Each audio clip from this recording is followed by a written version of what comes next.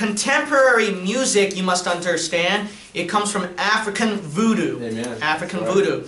Now, this is not just from a Christian's perspective. There are secular historians and musicians who will acknowledge that. Alright, now in order to better explain this, you first must understand this. What is considered to be contemporary music? The wrong kind of music. It is music with a backbeat. Amen. They call backbeat, upbeat, offbeat rhythms. And the simplest way to find out a backbeat music is this kind of drum, right? You notice the sound of this kind of drum, right? That's the upbeat, backbeat. You notice also the difference with this kind of drum, bang, bang, whatever, compared to the marching drums, right? The beat sounds different. So that's the simplest way that I can say it, alright? That way you can understand. So there's backbeat or upbeat or they call offbeat rhythms, alright? But for now, let's just simplify it by calling it backbeat rhythm. Now, then here's a question. What is considered to be backbeat rhythm? It contains hard rock, soft rock, pop, and I'll add K-pop too, rap, jazz, country, ragtime, bebop, swings, blues, and other rhythms of popular music if I did not cover, but I think I covered all your idols and all your gods. Yeah. That's everything. It's not just heavy metal. That's right. It's all of this music. See? Now how do we know that these genres of music are backbeat? That's just common sense, but in order to convince you, I'll just say this. If you take every introduction to music class, you'll find that out. But I'll give you sources. Dr. Robert Kamian, a Fulbright music scholar and graduate of Princeton, he says that the music, the genre that stress offbeat, backbeat notes are in the following: hard rock, soft rock, pop, country, rap, swing, jazz, bebop, ragtime, blues, disco, and other styles of 20th century popular music, which I wasn't able to list. The sources found in Kamian, Music and Appreciation, pages 34 and pages 365 to 395. See, this is from a musician, professional musician perspectives. Here's another interesting quote. Wynton Marsalis, he's the jazz instructor of the Lincoln Center at New York City, big-time professional. He recognizes that rock, R&B, jazz, swing, and pop, they may be different genres, but they all relate to each other to the backbeat, he says. Quote, in an interview, this is Marsalis, okay, the difference in what's known as contemporary jazz is the rhythm is different. Contemporary jazz is based on a backbeat, pump-cha-a-bump-bump-cha-a. It's like around that central beat, which comes from how R&B, our rock music, is what we call a backbeat. Now the jazz is based on a swing rhythm, and the backbeat is not as pronounced most of the time. It's ding, ding, ding, ding, ding, ding, ding, whatever. When you pronounce a backbeat, when a backbeat is very pronounced, it interrupts the flow of the rhythm every 2 beats. But jazz is, the swing rhythm is designed to flow, like you said, like water. It goes up and down. It allows you to create this little stories and develop those stories as the rhythm flows with you. Here's another one. The person, Valerie, he answers, oh, okay, because you see, I tried to get into the contemporary. I do listen to some of it, but it's like it's just not to me have that kick or that flow, that old school or that swing.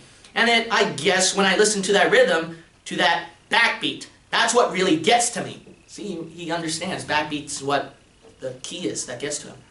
Marsalis replies, right, the backbeat is more in the contemporary jazz.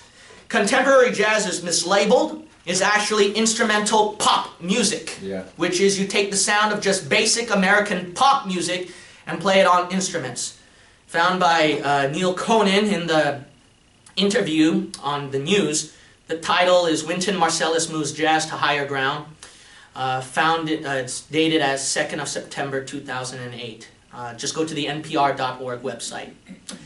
So you see right here, even though he explains that these music genres are different, he acknowledged this. They all have a backbeat. So that's the simple way I'm going to say it. So everyone, pop, jazz, swing, rock, soft rock, they all have backbeat. Now, That's the key then. Is backbeat satanic voodoo? Yes, it is. Amen. Backbeat is satanic voodoo. That's right.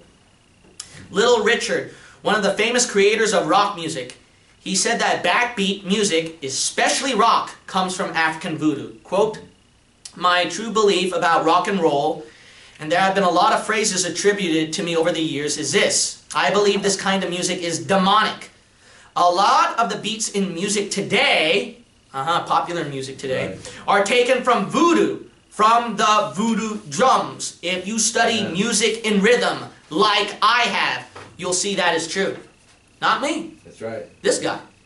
Dr. William Sargent, head of the psychological medicine department at St. Thomas Hospital in London, says that the Beatles' pop and rock music have brainwashing effects of African voodoo. That's right. Quote, "The Beatles and African witch doctors all practiced a similar type of brainwashing."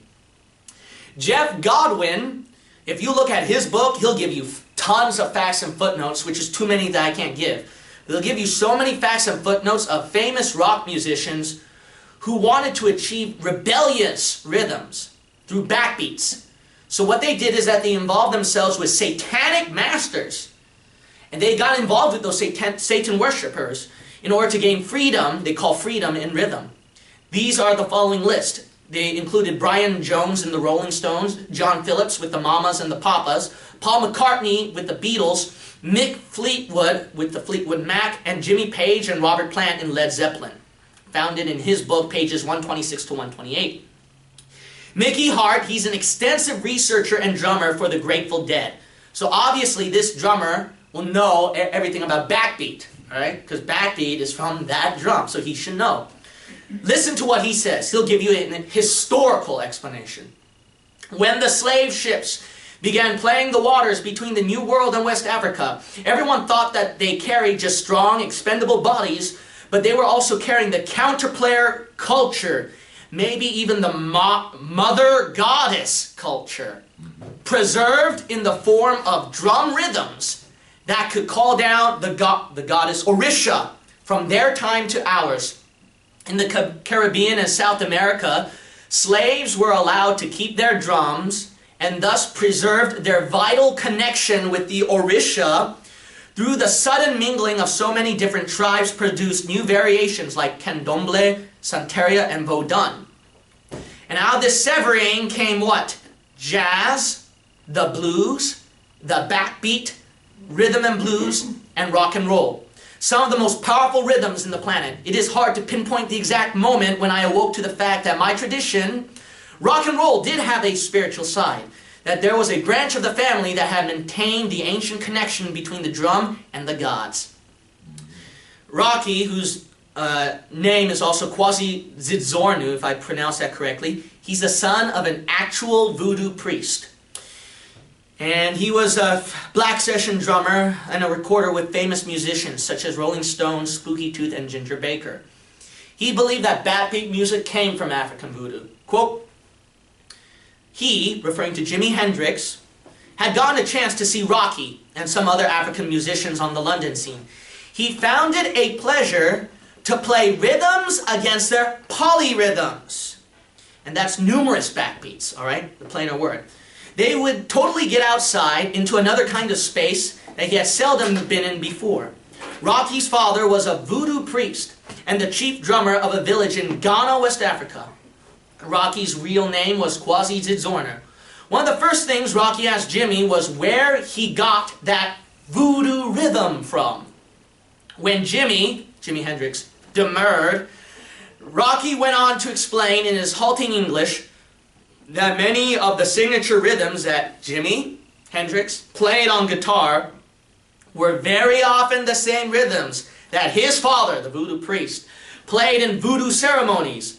The way Jimmy danced to the rhythms of his playing reminded Rocky of the ceremonial dances to the rhythms his father played to Oxen, the god of thunder, and lightning. The ceremony is called Voodishi. One time they were jamming, and Jimmy stopped and asked Rocky point blank, "You communicate with God, do you?" And the wrong kind of God. Rocky said, "Yes, I communicate with God." See? All right, excuse me while I kiss the sky. That's about pages 250 to 251. So we see right here that the backbeat pattern, all right, contains African voodoo, all right? And this ain't just heavy metal rock we saw, see? This includes even the soft kind of things. Well, you're having soft Satan worship, does that qualify? Oh, yeah. See? Right. Doesn't matter if it's hard Satan worship or soft Satan worship, Right. it's still Satan worship, Same thing, yeah. see? So you got to realize this, that kind of music is out. Here's another one by Robert Palmer from Rock and Roll and Unruly History. This is interesting, page 53. The idea that certain rhythm patterns or sequences serve as conduits for spiritual energies, linking individual human consciousness with the gods, is basic to traditional African religions and to African-derived religions throughout the Americas. And whether we're speaking historically or musicologically, the fundamental riffs, licks, bass figures, and drum rhythms that make rock and roll can ultimately be traced back to African music of a primarily spiritual or ritual nature. In a sense, rock and roll is a kind of voodoo. Amen. The, quote, bata drums, those are the drums used in voodoo, sacred to the Yoruba people of Nigeria and Cuba, their push and pull provided a template for the inner rhythms of rock and roll. All right. Here's another one, The Secret Power of Music, page 199.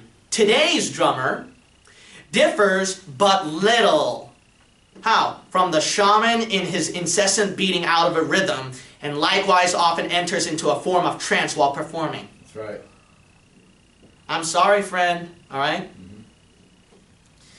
Okay then, so remember New Orleans? If some of you know your history, that's where jazz came out. Right. And everyone who studies music knows that from jazz, then it went to some pop and rock, and then the really heavy stuff came out after that.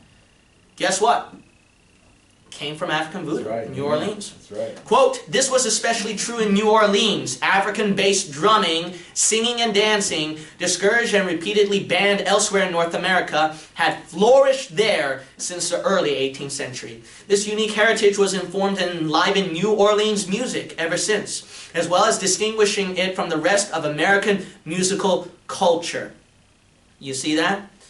So we see right here that the drumming and all that, it was African-based, but it was forbidden. It was banned. Why? In New Orleans. Because what you're going to find out is that this same author, he says right here, that which I read earlier, which is Robert Palmer, he said that it came from the rhythm patterns of African music or voodoo, which I read to you earlier. I will repeat again. The fundamental riffs, licks, bass figures, and drum rhythms that make rock and roll can ultimately be traced back to African music of a primarily spiritual or ritual nature. In a sense, rock and roll is a kind of voodoo. So he recognized that African music is voodoo, and African music came out rock and roll. Right. But then he quoted here earlier as well that African music, which was on New Orleans, they banned it for some weird reason. They banned the dance and music. Why? Because they knew. That's right.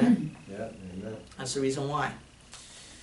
Okay, so it is Satan worship. All right?